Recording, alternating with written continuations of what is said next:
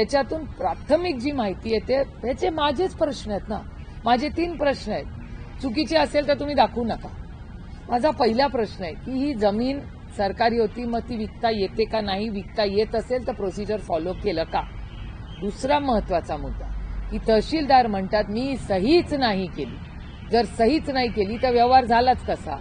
आणि आधी बातमी होती की 21 कोटी रुपये स्टॅम्प ड्युटी आहे. व्यवहारच म्हणजे को रिलेटेड आहे ना. पहिला प्रश्न, दुसरा आणि तिसरा.